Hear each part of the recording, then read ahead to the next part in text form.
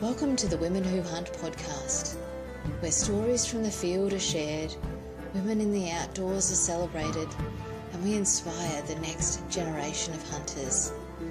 From first-time adventures to lifelong pursuits, this is where passion and community meet.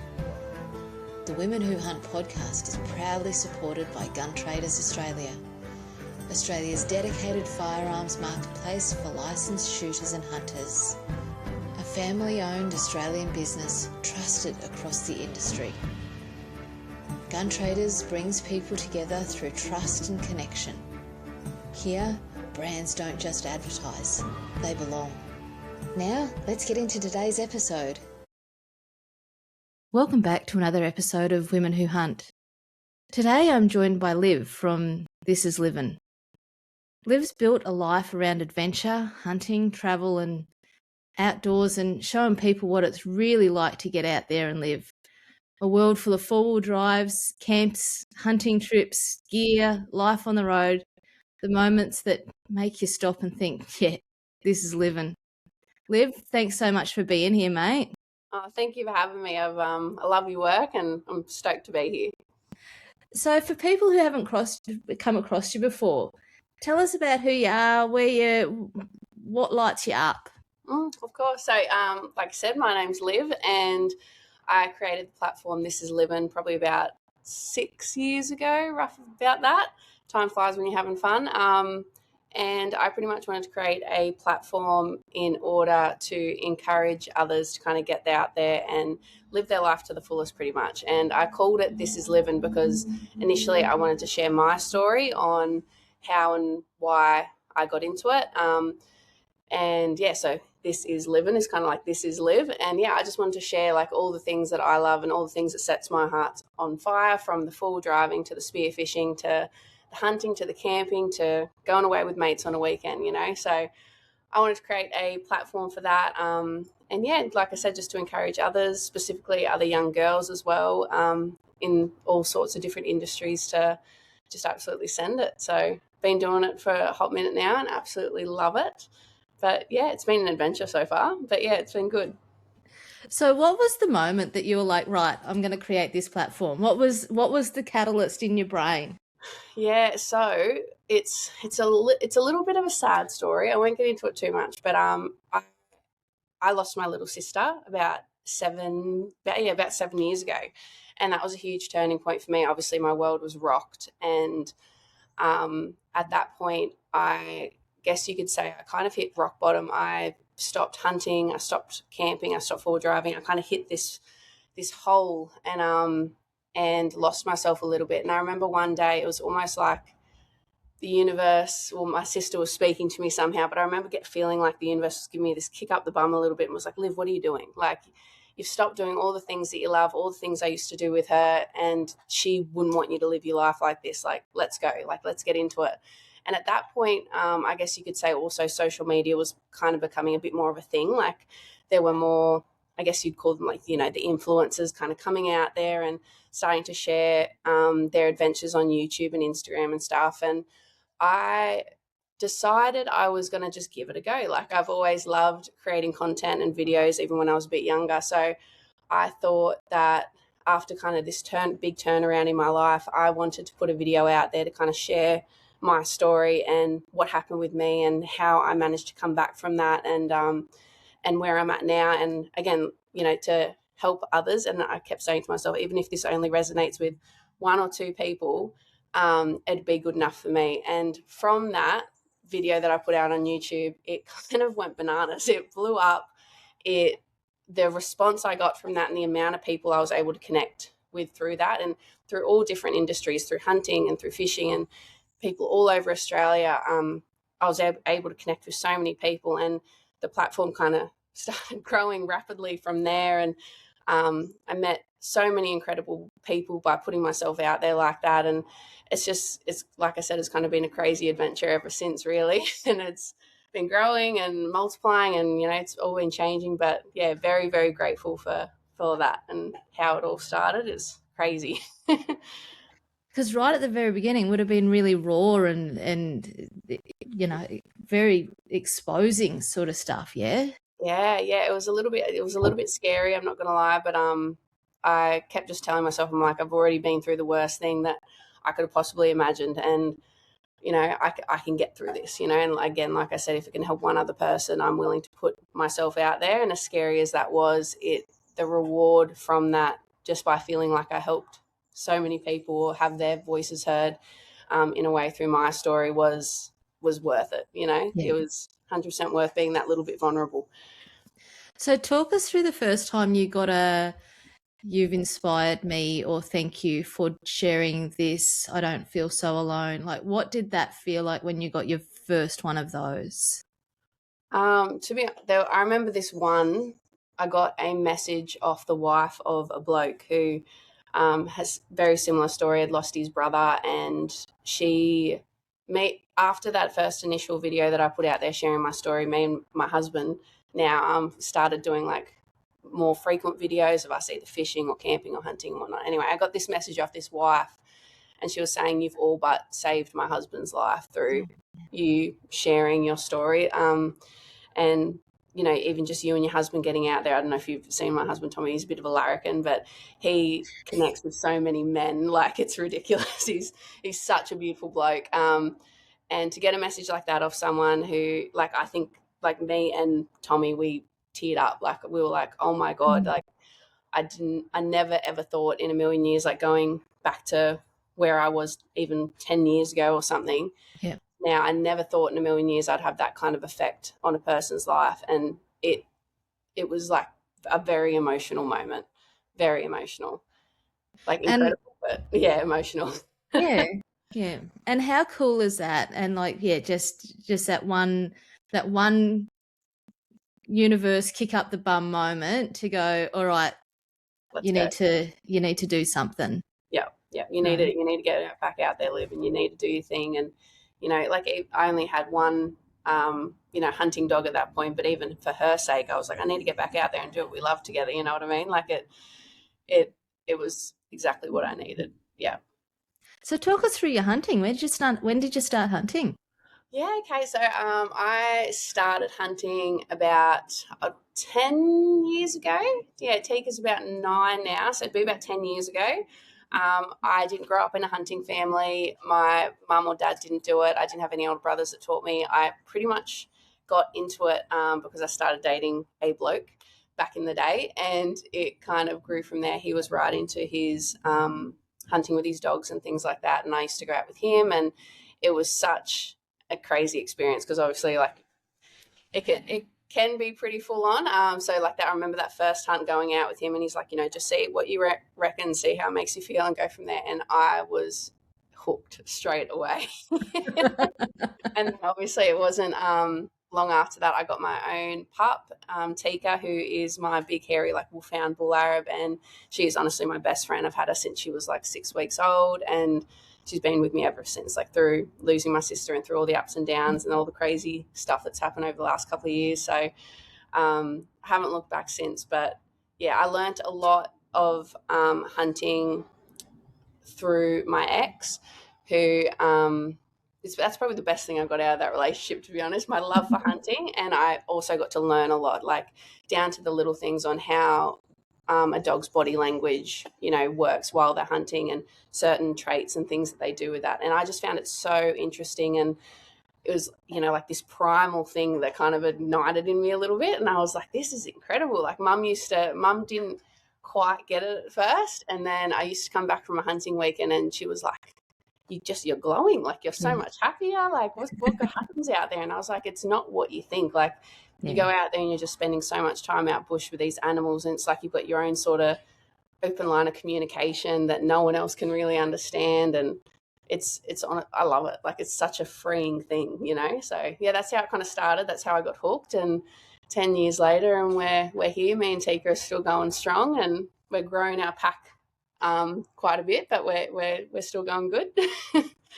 You'd have to have your own language together, you and Tikka, right? Oh, we do, absolutely. Like Tom always jokes that when he and I got together, he had to obviously get the tick of approval from Tikka. She she's like his stepdaughter. You know, he had to adopt her because she was to this day, obviously she still is. She's such a big part of my life, and Yeah. she's the dog that, you know, we learnt together really coming up through the ranks of hunting and things like that. And I'm very blessed that she's still around today and, you know, whatnot, because, yeah, she is literally my best friend. I'm looking at her right now as I'm talking to you, but I love her so much.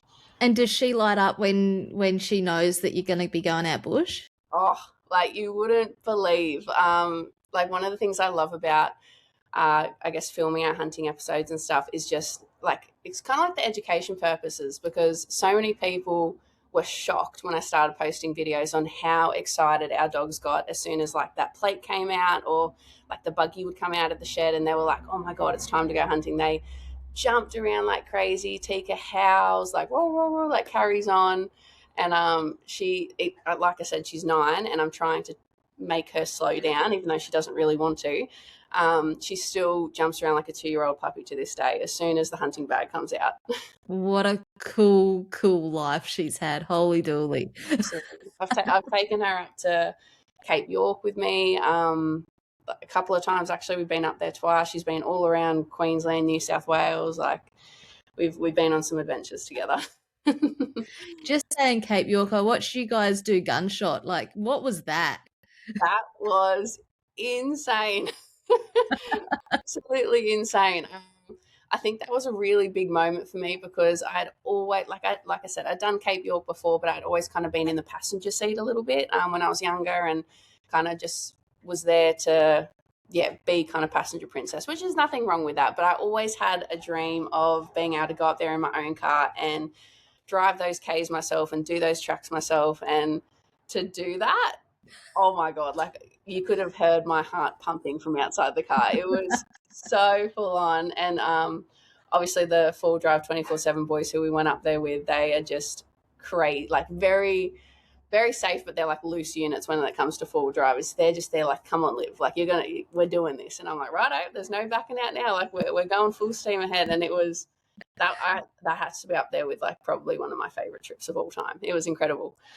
Well, what are you thinking? Like, I've only we've done the Cape, but we didn't do we just did developmental road. Like we did Cape Melville, so we did a little bit of some of that of the coast stuff, and then we just shot back through and we bypassed Gunshot.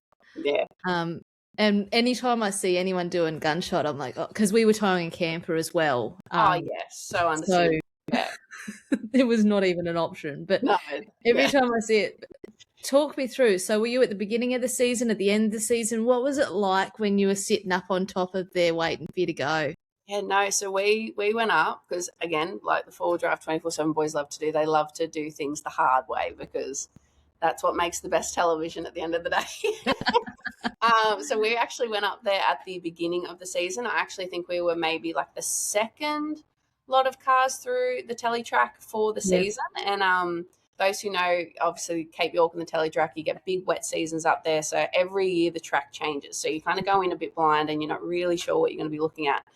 And I remember pulling up to the first obstacle was Palm Creek, which is like, some would say is almost more daunting than Gunshot sometimes because it is literally just straight down. And that being the first thing you see on the track is insane. So the boys are just like, come on, yeah, we're here to do it. I think Jock and Jesse went first, and then yeah, we were up, and I honestly couldn't believe it at the time. I was like, okay, we're actually doing this. Like, there's no backing out now, Liv. Like, we actually had a bit of a crowd on the side, and there was these 2 young girls from this family, and they're looking at me like in awe, and I'm like, I got to do this for them. Like, come on, Liv, we're doing this. No pressure, but there's young humans watching me going. Like, these young girls can be like, Mum and Dad, I'm going to do that one day, what she's doing. I'm like, come on, we've got to do this. Yep. Yeah, I just remember doing it, and the feeling, like I said, my heart probably stopped going down. But once we were out the other side, the feeling of achievement was just incredible. Like I was on top of the world. The adrenaline rush was insane. Yeah, it was wild. And you did a bit of hunting up there? Not on that trip. That was I had to leave the dogs at home with Tom that trip, unfortunately. But I had done hunting up there in the past. when I went up there on previous trips with Tikka, and it's like a different world up there. It's insane, like the people you get to meet and go hunting with, and the landscape and the whole thing about crocs up there and stuff is It's terrifying. wild, hey? Yes, yeah, I'm terrified of crocodiles, so that was a really big thing. But yeah, I have done a little bit of hunting up there in the past. Yeah. Did Tikka love it?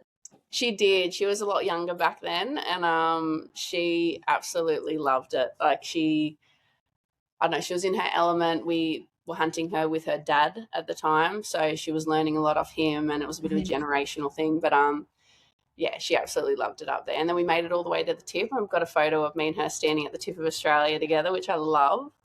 But yeah, it was a very, very cool trip, that one. Yeah. Did you fish when you were up there? We did, yeah. We did a fishing charter actually when we were up there, and that was also incredible.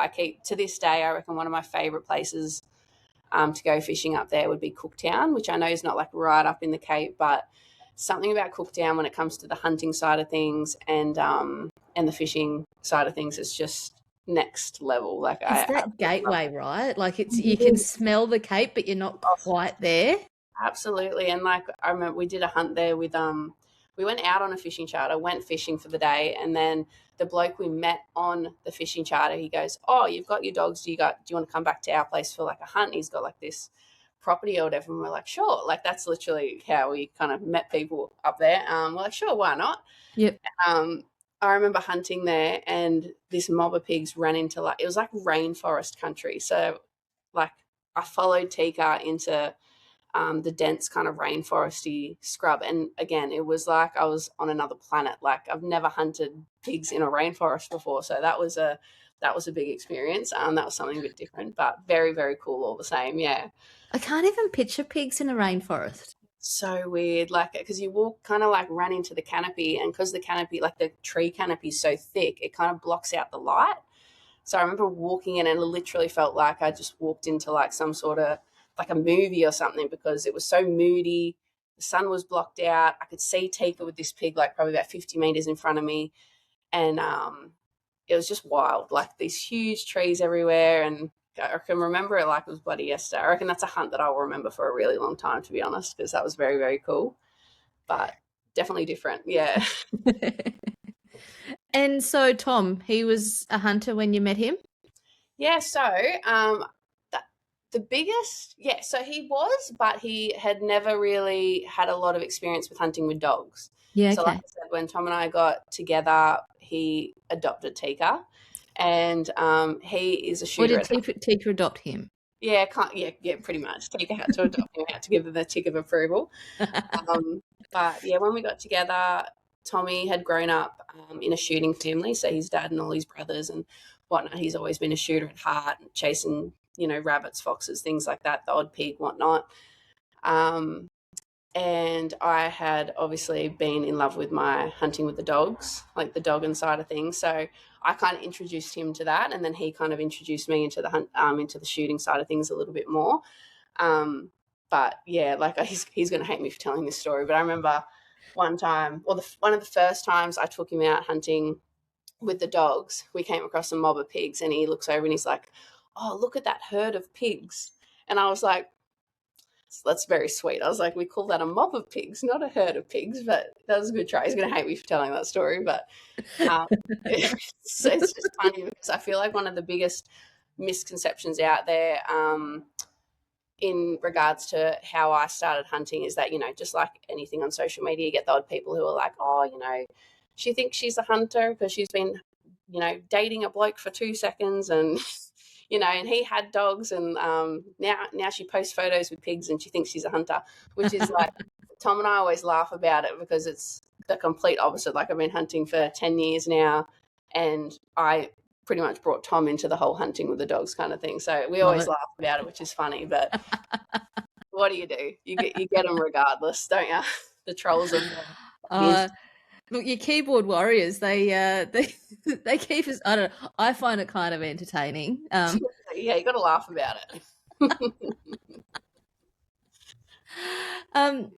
So you said a minute ago that like your mum was a bit like, hang on, what's going on? But then so what was her preconceived idea about what hunting was that you've kind of, and have you changed her mind? You're listening to the Women Who Hunt podcast, proudly supported by Brackenwear, Australian-made hunting apparel for real hunters who live and breathe the outdoors. You've probably seen me wearing my Brackenwear gear. It's tough, breathable, and built for Aussie conditions. Right now you can grab 15% off your next order at brackenwear.com.au. Just use the code GTA15 at checkout. Brackenwear, the endless pursuit. All right, let's get back to the show. I think I've definitely changed her mind. Like, she's seen mine, and even just through like mine and Tikka's relationship, she's seen how that's grown and developed over the years, and how much that's impacted me. And I think that alone, she can see like this connection that me and Tikka have, and she's like, okay, like that, she wasn't expecting that out of the fact that I can take a dog hunting for pigs, but then also come home and cuddle up to her on the couch, and she's like my little baby, so when I first started, like, my mum's always been a very outdoorsy person, I would say, but to the point like where we'd go horse riding together, or bushwalking and things like that. But like, when I first started hunting, I remember mum just being like, because I was a vet nurse for 6 years, so that obviously comes with a big thing of like, oh, but you heal animals, but you're going out hunting, like, how does that work, kind of thing. So mum kind of had that little bit of that mindset, because growing up, I've always been, I had chickens, and like, I love my animals. Like, I used to carry a chicken around curled up like a baby, and like, I've always been such an animal person that mum was like, how does that work? Like, how do you go out and like do that? And I'm like, well, it's not what you think. Like, you're not going out there with the intention, like, I had to kind of explain it to her, like, you're not going out there with the intention of being angry, if that kind of makes sense. You're going out there with the goal to eradicate a pest, and at the end of the day, when you're going hunting with a dog, your dog obviously comes before a pest, everything, like things like that. Exactly. So I explained that to her over the years, and I think, like I said, she always used to say, oh, you come back so like happy, and like this weight's been lifted. And I'm like, it's honestly just being out bush. Like, I think she initially thought that we'd run through the bush with spears in our hands, yelling and screaming, and it was this whole like thing. And I was like, no, Mum, it's not like that. Like, we're out there, and there's like strategy and communication, and you're picking up body languages from your dog. And like I said, it's this very like primal, almost empowering thing that you and your dog are out there to chase the same goal. Like, explaining that to her, and she does get it nowadays. Whether she'd ever do it, probably not. But that was going to be my next question. Has she ever gone out with you? No, she has talked about it a couple of times. She was like, maybe I should, maybe I need to go hunting. And I'm like, I don't know. Like, bless her heart, she does have the biggest heart ever, because even when we go fishing, sometimes she's like, oh, the poor fish. And I'm like, we're about to eat this fish, but that's fine. Like, you know what I mean? It's a tasty fish. It is a very tasty fish, but yeah, so I don't know if she ever would, but she definitely understands it a lot more nowadays. Yeah. What do you think, general public wise, the biggest misconception about hunting is? I think a lot of, coming from a girl who obviously goes hunting with her dogs, I think the biggest misconception I get is that these dogs are like not well looked after, or they're not, I guess you'd say, family safe, or like they're not house dogs, like they're working dogs, and they can't be both. So I used to get a lot of people being like, oh, it's a hunting dog, like, keep that away from me, kind of. Okay. And I was like I said, being a vet nurse, I dealt with a lot of different kinds of dogs, day in and day out. And we'd get hunting dogs come in, and you could literally pretty much use them as a pincushion, like, to treat them and stuff. And they would sit there. They would never look sideways at you. They were the most quiet and respectful dogs. And then you get someone's little cavoodle or something come in that just wants to bite your face off, and you're well, I'd probably take the hunting dog over that any day. But I definitely think the biggest misconception I probably faced with having dogs is the fact that they're just like a tool, or just a working dog and nothing else. Like, I think it's so important that when you're bringing up a dog or training a dog, that it's both. It can be both. Like, you can take it for a walk down to the park, but also when that hunting bag comes out, or when that chest plate comes out, the dog goes, okay, is on. we've got a job to do now. Like it's two different sides. Like my girls sleep inside. They've got big fluffy beds. I put jackets on them in winter. Like people are probably going to be like, oh, Liv, you're such a sook. Like, why would you do that? They're dogs at the end of the day. I'm like, I don't care. They're my babies. They're my first babies. You know what I mean? So yeah, that's probably been a big one for me. Yep. Overcoming that. So how did Tikka pick you? It was actually a little bit of I was not expecting it, to be fair. Like I said, I was only like probably a year into my hunting experience, going out with my my boyfriend at the time's dogs and things like that, and which I loved, but didn't really obviously have that connection that I know that I do with Tikka now. And Tikka was a part of an accidental litter from out Coonabarabran way. And like I said, accidental, and the bloke was just trying to find homes for them, but he also, not that I want to put like a bad spin on it, and I know that there's people like that everywhere, but he also didn't really care about what happened to the litter of puppies. He was just kind of like, oh, take them, and, you know, if we don't find homes for them, then we'll figure it out, kind of thing. Yeah. And I remember my little sister actually was the one who I showed her a photo of Tikka. I was like, oh, it's a little female, blah, blah, blah. And I was like, I don't know.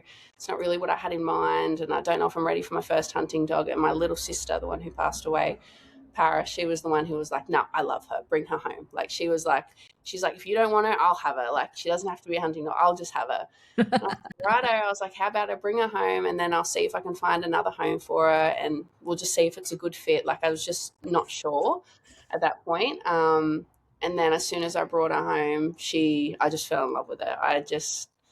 She melted my heart, and that was it. I was done. And like, she had formed this bond with my little sister as well that was just very special. So that was me done. I was like, she's chosen me. I have no say in the matter. she's staying with me. And that was it. The rest was history from there. It kind of happens that way, right? Like, and that's why I asked how she picked you, because I've never had very few stories that are like, oh, I did put it's always the animal that's like, right, you're now my human, whether you like it or not. Literally, it absolutely is the case. They pick us at the end of the day, and and then that's it. You've got no say in the matter at all. They're the best ones too, I think. It's yeah, very special. Yeah. And I've seen that you go out with the girls a bit. Yeah, no, that's I actually love that. That's been such a big thing for me recently, because when I first started hunting, it was back in kind of like the magazine days. Like there wasn't really a social media. There wasn't really like you could connect with people on Instagram or other, you know, like we can today. Yeah. So initially when I first started, it was kind of like I obviously had a lot of guy friends and their girlfriends used to do it, and it was kind of like a bit like that. But nowadays, like, I feel like very, very excited, because I've now connected with so many amazing women that we are able to all go hunting together, and we go to each other's properties and like do these trips, and like it's been so much fun. I've absolutely been loving it. So how did that all come about? So like I said, initially it was a bit of like you met a bloke who was into hunting, and you kind of go out with them and their family and stuff, which was all fine. But how did the recent kind of, I guess, girl group that we've got going on at the moment, me and my best friend Bree, her and her partner have been hunting for the last couple of years.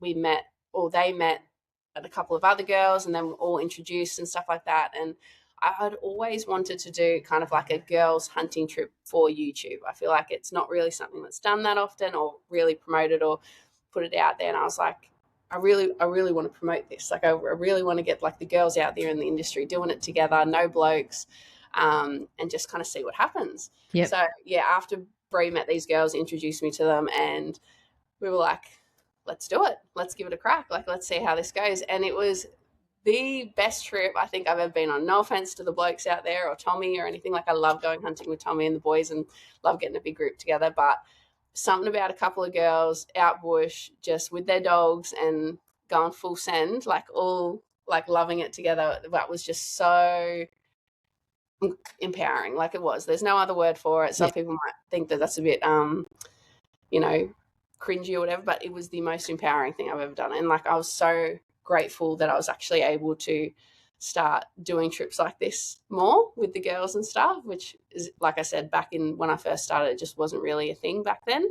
Yeah. There's no way to really connect with them. So yeah, very, very grateful for that as well. It's been Bit awesome. less pressure or something? Yeah, less pressure. Yeah, definitely.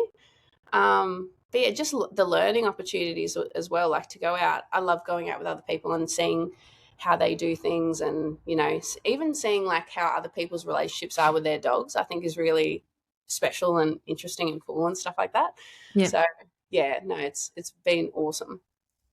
And do you think having that bond with the girls that go out and all of that sort of stuff, what impact do you think others watching, what do you think that's having on others that are watching that?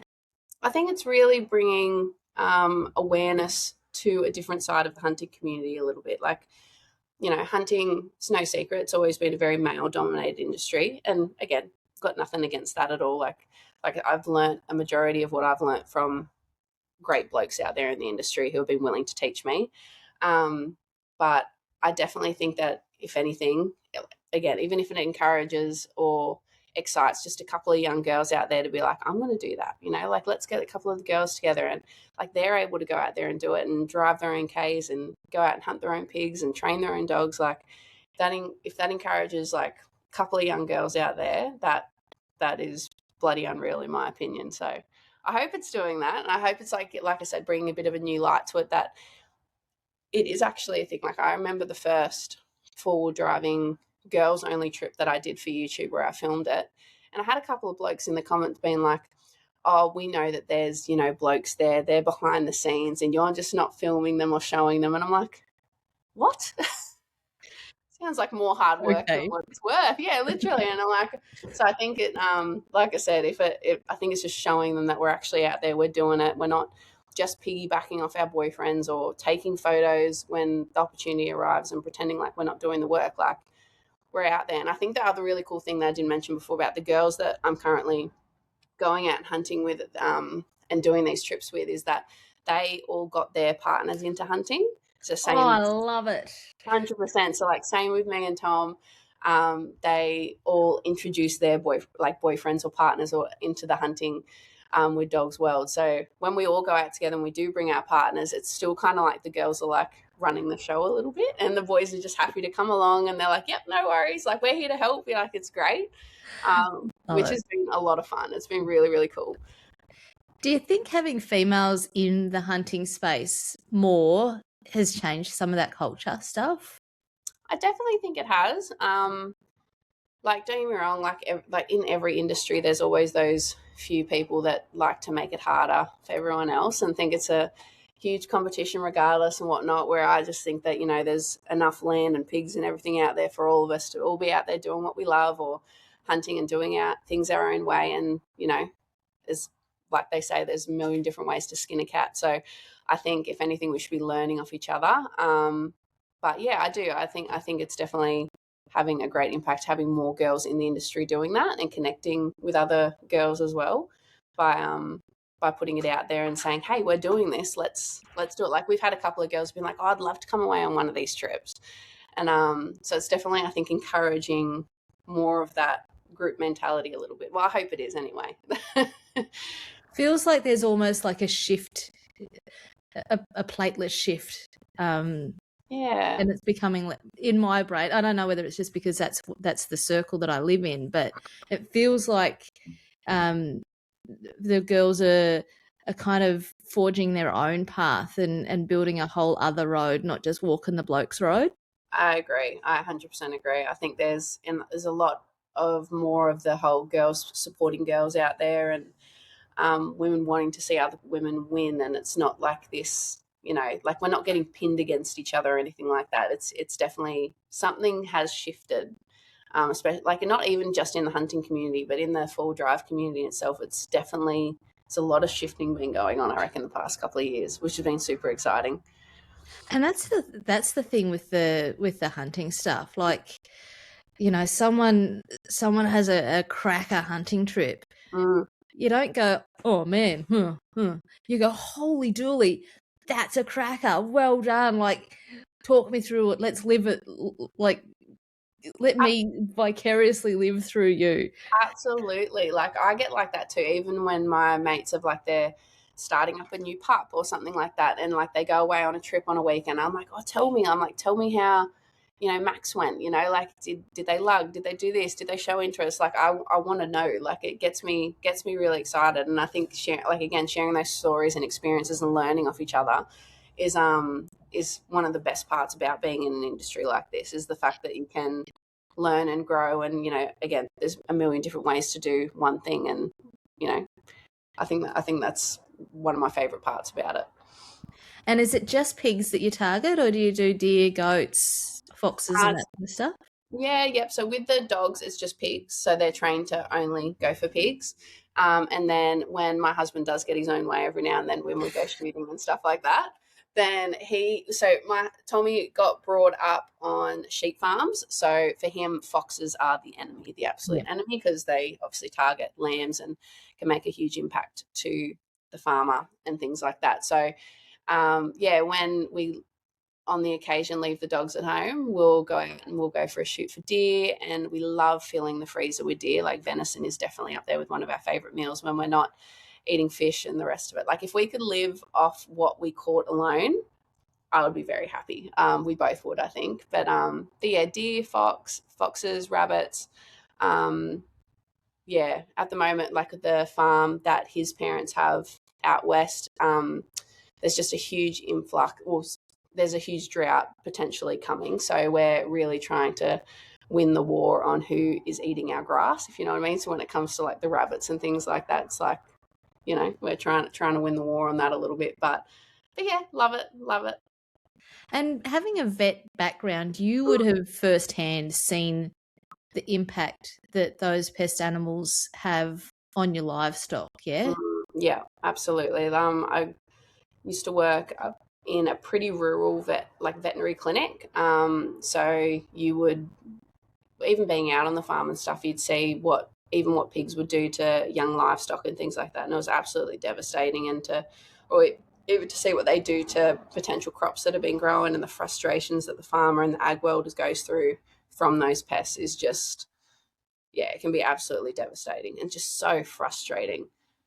But yeah, I'd definitely say the veterinary industry gave me a lot of insight into a lot of things, like not only just how to care for my dog and make sure that she's always obviously in tip-top condition, and I can treat her however she needs to be treated, but yeah, also a lot of insight into the rest of the ag world as well, I guess.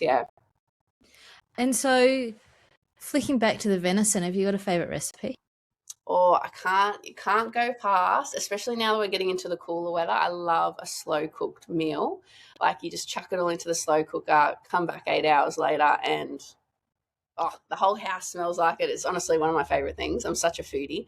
So yeah, definitely like a venison stew. Absolutely love a venison stew. What are you putting into the stew? What else? What's going in as well?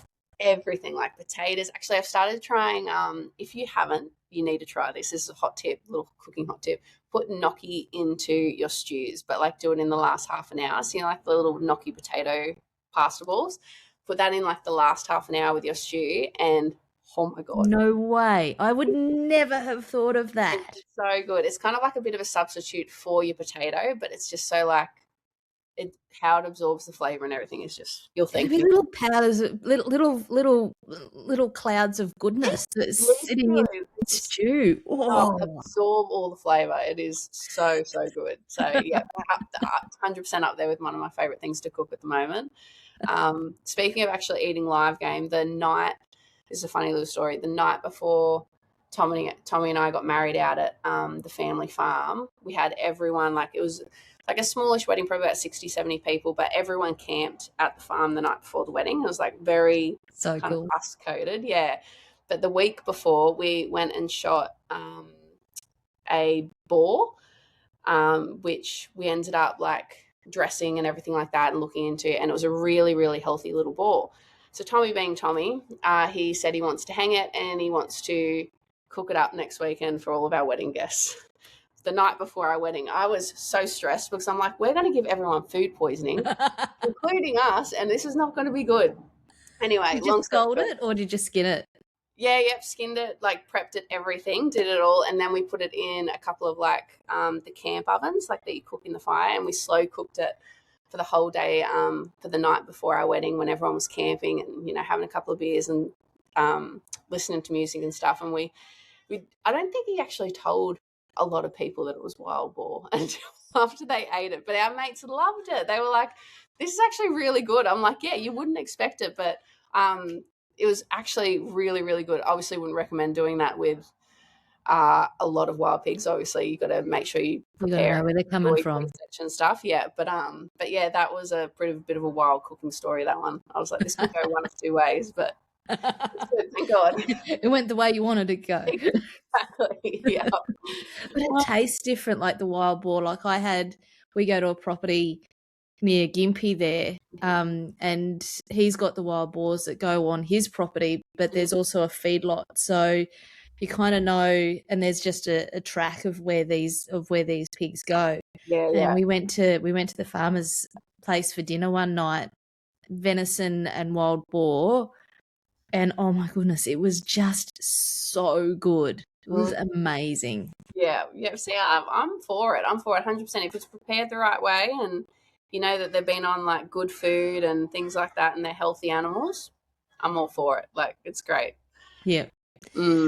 So what's it like filming your hunts, filming your life, doing all of that sort of stuff? Like, do you get lost in the film and lose some of the moments, or have you kind of worked out a balance for that? I guess I would like to say that Tommy and I have worked out a balance for majority of it.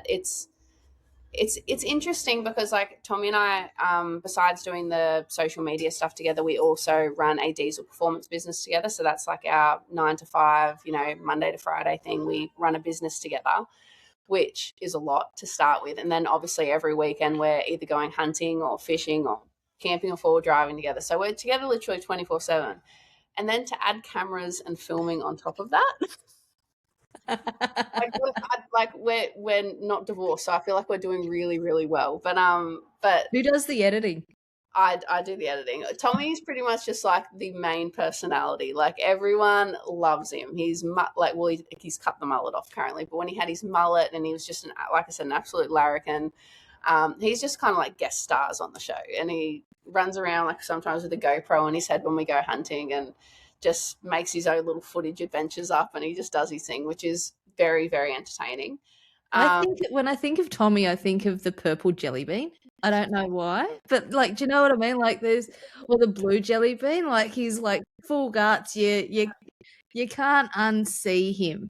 No, you definitely can't. He's very he's a funny dude. Like, he is, like I said, one of the best blokes you'll ever meet. But he's just very entertaining. Does his own thing. Can't tell him anything. He's very funny. A million miles an hour. But yeah, no, I think I'd like to say that we found a pretty good balance. Like, there are still there are some weekends where I'm like, I just want to go hunting with the dogs and, you know, not worry about the cameras, and so we'll leave the cameras at home, and so we still do give ourselves that time to not be filming 24/7 and still have our weekends and have a bit of downtime, which has been really good. Especially recently, we got a young pup who we've been obviously training, and it's been her first year of hunting. So when a lot of people out there would know, when you're starting up a pup, you kind of need to have 100% of your focus when hunting on them to make sure they're learning good habits and following the older dogs and doing that whole thing. So it's definitely a bit of a juggling act sometimes. But yeah, for the most part, like, we love it. Like, I love the end result. I love being able to go back and even just look at the YouTube episodes and our videos, just even for us. You know, I think even to this day, sometimes we'll sit on the couch with a glass of wine and we'll go back through old episodes and laugh at ourselves, and that might make us losers at the end of the day, but we honestly love it. It's just so good. Like, oh, remember when we did that trip? And yeah, like, it's just very entertaining for us. So I do love it. It has its hard, like, you know, like everything, it has its hard moments where you're like, oh goodness, but it's definitely worth it at the end of the day. Yeah. Yeah, it's a tricky balance, isn't it? We're still finding, like, Ethan's going through his 16-year-old boy stuff, and you know, you're trying to film something, and he's like just wants to be on his computer, or his phone, and I'm like, all right, we just put everything down, and we're just gonna do that this time. Yeah. Now it's a balance, hey. It's a different thing, and we started it so that Ethan's granddad could see what he was doing out in the field. love that. Yeah. That's the only reason why we did it, and the only way we could sort of really do it properly was to get it onto YouTube and then give Dad the channel, because it wasn't like, Dad's in his 80s, so trying to do technology, it was Go the technology side. Yeah, it would have been interesting. What's your funniest filming moment? Thanks for listening to the Women Who Hunt podcast, proudly supported by Nature's Perks, the ultimate outdoor adventure hub. Nature's Perks helped us take our hunting to the next level, and they can do the same for you, helping you grow your skills and confidence in the great outdoors. Become a member today at naturesperks.com.au and unlock exclusive benefits, fortnightly prize draws, guided hunts, fishing charters, and special discounts. Nature's Perks, where the wild side of life rewards you. All right, let's get back to the show. Oh, goodness. It'd be very hard not to pick just one. Like, coming to mind straight away, again, Tommy, he's got this habit of, say if you come across like a mob of pigs, obviously it's pretty chaotic. You got dogs going left, right, and center, whatnot. Tom has this alter ego, let's call it, that he thinks that he is also a pig dog. So if the dogs are going one way after pigs, he will decide that he wants to chase a pig that is running this way, and just on his own volition, he'll just take off on his feet after this one. And 9 times out of 10, he will catch said pig. But there was one time when we went hunting, and he was on the quad. I jumped and like ran off after where Tikka and one of our other dogs, Ruger, had went. And I obviously got the dog sorted. I look over and Tom has absolutely face planted. So he's been going a million miles an hour after this pig on foot, and there's these huge like grassy bushes kind of everywhere, and he's like leaping over these bushes. He's got jeans on, and all of a sudden he gets from like probably a meter or two from this pig, and he trips over one of these bushes and absolutely face plants. And I kid you not, this pig stops in its tracks, turns around, looks at Tom lying on the floor, and is like, "What are you doing? Like, are you trying to catch me?" And Tom's just looking up at this pig like, "Is this thing about to like run me over, or what's going on?" But he's, like I said, he's always good value to take hunting, because you never know what his next move's going to be, and he just kind of goes off and does his own thing, which is hilarious. I'm just imagining this pig looking at Tommy going, "Are you having a stroke?"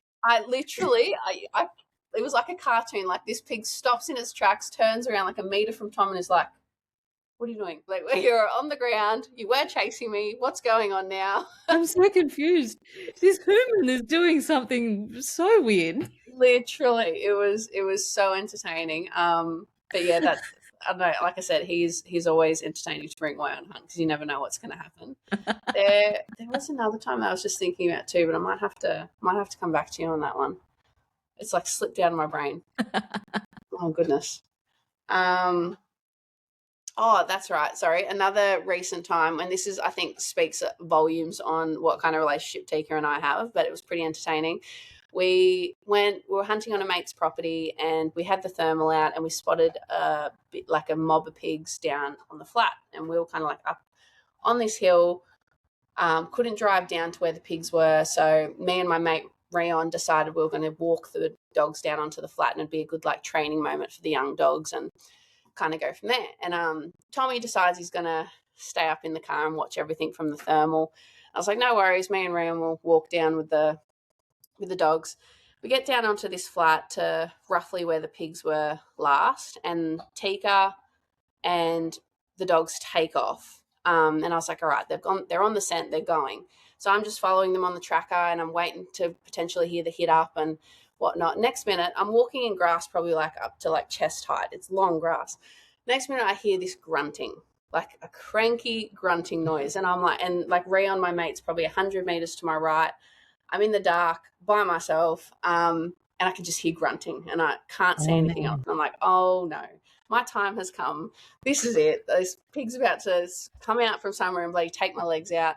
Next thing, sure enough, there is the crankiest pig I've ever met in my life, just standing like a couple of meters in front of me. And by this point, I was yelling at Duran. I'm like, I've got a pig here. It's about to charge me. He comes running over with his pup. His pup is obviously young, cannot take on this pig one out because it is just super, super cranky. And I'm looking at the tracker. I'm like, where is Tikka? Like, this pig is like a job for an old dog who knows what they're doing and can get this job done, right? I'm looking at the tracker. Tikka's off.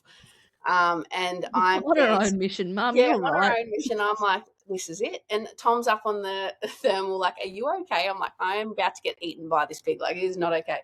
Anyway, we danced around with this pig for a hot minute. Next minute, I put like lights on all of my dog's collars, just so at nighttime I can kind of not only see them on the tracker, but I can see like who's who and whatnot. Yeah. Tikka's got a pink light on her collar. Next minute, I just see Tikka's little pink light coming down the hill, like she's coming to the rescue. Like, have you seen Mrs. Doubtfire? Where it's like, help is on the way, dear. Yeah. That was her. She's literally coming down the hill being like, help is on the way, Mum. I'm coming to save you. I was like, oh, thank God. Tikka comes down, everybody. I'm here. Truly, all these poor young dogs are looking at this pig like there's no way I'm giving that a go. Tikka runs up next to me, stops, looks up at me and goes, what do you want me to do? I'm like, go on then. And she's like straight onto this pig. She grabbed a hold of it. I grabbed a leg. We all got it done. It was a bit of a tussle there, but it was like Tikka just knew. Tikka's like, Mum needs help. I'm coming. Let's get this done, Mum. And then afterwards, Tikka was like, just walked back to the car like nothing had happened. And Tom's up there on the thermal like, is everyone okay? We're like, I almost just got eaten by the crankiest bloody pig you've ever seen, but it was fine because Tikka came to the rescue and it was great. It was awesome. Trotting back to the car going, Dad, you better have a beer for me. She was very proud of herself. Like, that's what I mean. You can just tell their personality because after that pig, she was just like, God, all of you guys were so worried and I just came in and got it done. Like, it was just. I did that. Yeah, absolutely. That was her whole attitude. Bless her heart. So just thinking about your life flashing before your eyes, what's the thing that makes you feel the most alive? Oh, like obviously I've got a lot of hobbies. Okay, like I love my forward driving. I love everything outdoors pretty much. Even the spearfishing, like I love that, but nothing compares to being out bush with your dogs. I don't know what it is. Like I recently did this trip and it was just like I was out with a couple of girls and we're all hunting and stuff. And we're all in our buggies and it was just me, my 3 dogs on the back of the buggy, and my girlfriend's probably like half a K in one direction. And it was just so still. I don't know. It was just me and my dogs. And I was like, this is where I would want to be every day of my life if I could. Like the peace that I felt in that moment of not having service and just doing our thing. And I don't know, it's one of those things I feel like you have to experience to get, you know, but that was a moment for me that I was like, I love this, you know. Because you've got to be turned on it all the time when you're out there doing that stuff. You can't be thinking about, oh, when I go to the groceries, I've got to get cabbage. No, it's just you and your dogs, you know. It's you and your dogs at the end of the day, and that's all that matters in that moment. And it's just such a nice feeling. I don't know what it is, but yeah. What's being out there taught you about yourself, you reckon? I never thought that I could be as capable as it's taught me how capable I actually can be and how you can handle yourself in different situations. I think a lot of the trips that I've been on, whether it is the hunting or the full driving or whatever it is, when I'm out there doing it on my own, the lessons that I've been able to teach myself, or how would I say it? Like how you prove to yourself that you are at some sort of level of capable, if that kind of makes sense. Like it teaches you how capable you can be. And it kind of surprises you sometimes because you're like, where did that come from? But I think at the end of the day, when you're put in certain situations where you don't really have any other option, you just get it done. Yeah. And you go, well, let's go. Like I haven't, you know, especially if Tom's not there, I'm like, well, I haven't got a bloke here do it for me. Like we're getting this done, you know, there's no other option here. There's stuff to be done, so let's do it. Absolutely. So I think, yeah, doing those kinds of trips and having those kinds of adventures has definitely taught me how capable I am actually able to be, which I think is really important. Especially like 10 years ago when I was first starting out, I was shy. I, you know, would never have dreamed in a million years that I'd be going out and doing girls only trips and doing it all on my own and things like that. You know, I was just learning, and like I was kind of leaning on my partner at the time. And yeah, it's if you could go back to that version of you now, what would you say to her? I don't think she'd believe me. I don't think she'd believe that we were doing what we were doing, you know, at this point in our lives. I don't think she'd believe the confidence to even come on and, you know, do this kind of thing, like talk to you and connect with people, so many like-minded people. I don't know what I would tell her. Where to start? I'd probably just tell her, you know, you got to keep on going, keep on sending it, because it's all going to come back around, you know. And life obviously is not going to be easy, and things are going to be thrown your way, but you are going to get through it. You're going to keep on trucking, and it's going to turn out even more amazing than you could ever imagined. It's probably what I would tell her. And then she goes, "Shut up, you're lying." Absolutely. Little, you know, 20-year-old me would have been like, nah, there's no way, you know. I honestly don't think she'd believe me. It'd be crazy. And when was the moment that you realized, like, holy cow, I'm actually doing this? Oh, I think a big one for me was the first ever trip that I did with the Forward Drive 24/7 crew.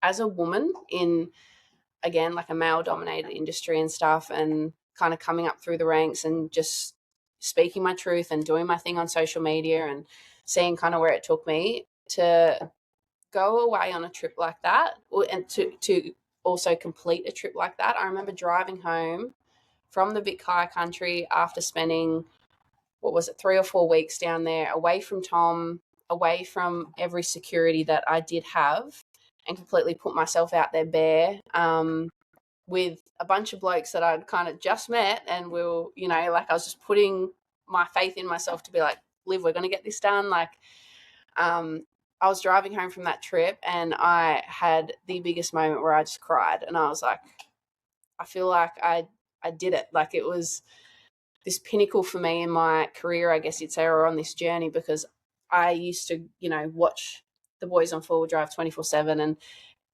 think like, how cool would it be to see a girl on a trip like that, you know? Like, it's a bit of a boys club, which again, I've got nothing against, but I was always like, how cool would it be to see a girl on that show, and then to kind of somewhat almost be the first girl to go away and do that. I was like, wow. I was like, that was a huge moment for me, where I was so overwhelmed. I was just driving home and just so happy, you know, like I can't even really put it into words. And how was Tommy when you got home? He was so proud. Like, I think for us, we're very independent people. So if I'm going away, you know, he's holding down the fort. He's looking after our girls. He's doing looking after our business. He's doing that. He was so, so proud of me, that he was like he how do you say it? He was just a very, very proud husband. Yeah. I think for him, he knew how important it was for me. And obviously when I went away on that trip, I went down there to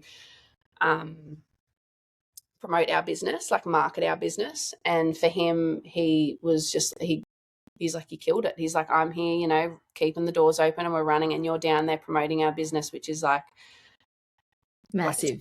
Us, like it's us. It's massive. We're, you know, just doing things for each other. I don't know. It was a very big moment, I think, for both of us, that. And then from there, obviously, came Cape York and a couple of other trips that we did. And it kind of just kept growing from there. But big moment, that one. Yeah. And if you had to give one piece of advice, all of your content doesn't exist, and you had to leave just one thing behind, what would that one thing to a female who aspires to be like you, what would that one thing or one saying be for her? My biggest saying is just send it. That has been something that I've said from the beginning, and I know it's only like, a few small little words, but why I start, like, after getting out of the hole that I was in and starting this whole platform, my whole, I guess, personality became saying yes to new experiences and new things that come my way, and like, because you never know where it's going to take you. So saying yes to new adventures and experiences, and doing things that might be out of your comfort zone and scare the hell out of you, but doing them anyway, because you never know where it's gonna take you. And always make sure you ask questions, because we've all started somewhere. At one point, we've all been learning. I'm still learning. I've been in this industry for God knows how long. I'm still learning to this day. So always ask questions, and always say yes to new experiences, and trust yourself to know that that's what you want to do. And what does being a strong woman mean to you? What is when you think strong woman, what does that look like? Being a strong woman looks like to me lifting others up and like teaching others. I think it can be easy in this world, especially when it comes to social media and in this day and age, to just kind of not block it out, but to just be so focused on where you're going or what you're doing. And I've seen kind of it happen in the industry a little bit, but a strong woman to me is seeing someone else lifting those others up and educating those people and being there for the younger generations, even, or even for the older generations that need that help, and need that advice or need a little bit of encouragement. I think that's what a strong woman is to me. Is 100%. Be the queen that fixes another queen's crown. Absolutely. And there needs to be more of it. Like, obviously there's a lot more of it nowadays than I guess what there used to be. And I think social media's got a lot to do with that. We can obviously reach out and connect with so many other women a lot easier, but still needs to be more of it. I think it's so important. Yeah. And what do you hope people see in you?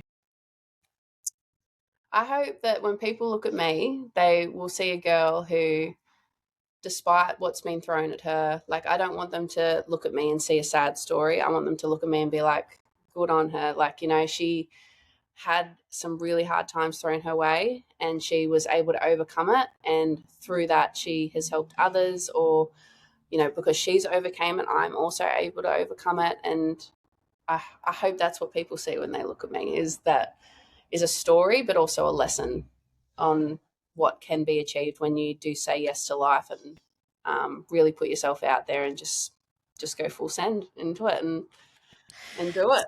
So, full send, how did that begin and what does it mean to you? Full send is, again, literally just saying yes to life. When I was at my lowest, I like I said to you earlier in this episode, I stopped doing all the things that I loved, and that was my way of turning my back and saying, no, I'm done, and I don't know how to keep going. Full send came around or just send it came around when I was like, well, that's what I need to do. I just need to get back into it, and it's going to have its hard days, and it's not going to be pretty all the time, and it's going to be excruciating. And you're allowed to have your bad days. Okay. I'm not saying you're 100% allowed to have your bad days, but just send it came from, you've got to keep on sending it regardless of what life throws at you, because life is not going to be easy. None of us get an easy ride. And it's about what you do next that I think determines, where you're going to end up. Nothing's handed to you. You got to get after it. You got to send it. Yeah. If you're knocked down, get back up and send it again. Absolutely. And that's what, big believer in, what doesn't kill you makes you stronger. Absolutely. Yep. 110% believe that. Well, thank you so much for jumping on this. I've just looked at the clock. We've gone over an hour. I don't know how that's happened. I could listen to you forever. Is there anything that we haven't covered that you kind of came on thinking, I really like to share this part of my journey with the Women Who Hunt audience? There was one thing, and I don't know how we haven't been able to touch base on it yet, but I haven't really announced it to social media. Well, it might have just been announced to social media by the time this comes out, but I am, in a couple of months, I'm going to be a mum, to a little girl. So I think it's really important, obviously, to connect, like I said, connect with people like yourself and other like-minded women in the industry, because soon I'm going to have a little girl that's going to be out doing all this stuff, and I want her to have a safe place where she feels like she can absolutely chase her dreams and do any kind of hobby that she wants to do and be strong enough to do those things, and have a community around her that is going to support her and let her grow into the person she wants to be. So I think that's really important, and I'm very excited for that next chapter for me, for my motherhood chapter. But yeah, I did want to share that with you guys, I guess. Yeah. Thank you for sharing, and oh my goodness, congratulations, mate. Thank you so much. Yeah. It's she's chosen well, picking you and Tommy. I'm very excited. Yeah. I'm sure that I'm sure she's gonna cringe and she's gonna hate all of the things at some point in time. But she's chosen a warrior queen as her mum. So thank you. That's so lovely. Thank you so much. Yeah, I'm very excited. Very excited. Oh, Tikka's like coming to say good day. No, they're going to be in for it too. They're going to have a little girl pulling on their ears and coming hunting and everything. They're going to love it. Well, thank you so much for being with us, Liv, and thank you for sharing your journey and your story on social so that you can inspire people watching you. I was going to say the next generation, but it's not just the next generation that you inspire, it's everybody. Thank you for saying yes. Thank you for sending it. Thank you for doing all of the things that you do to show people that it can be done. And I can't wait to see the next chapter of your life. Thank you so much. Thank you. It's going to be exciting. It's been so good. And thanks everybody for listening. Really appreciate it. Sponsor shout out. Have you got sponsors that you want to thank at this point, Liv? I work with some incredible companies that I've got great relationships with. Lightforce is a big one out there. Method Race Wheels. The legends over at Huntsman Optics. They are absolutely incredible for all of your thermal and hunting needs if you need to reach out to someone. But yeah, just to name a couple, just to name a few, absolutely love their work. Oh, here we go. We're coming to say hello. I was going to actually ask it at one point, but she knew that she knew the invitation was going to happen. Absolutely. She can't get off my lap, this one. She loves it. Well, thanks for being here. Thanks everybody for listening, and as always, do the things that light you up. Absolutely. Before we close this episode, I want to dedicate today's conversation to Liv's beautiful sister, Paris Camper. Paris was here from March 2003 to June 2018, and while her time was far too short, her memory lives on through Liv and the people who love her.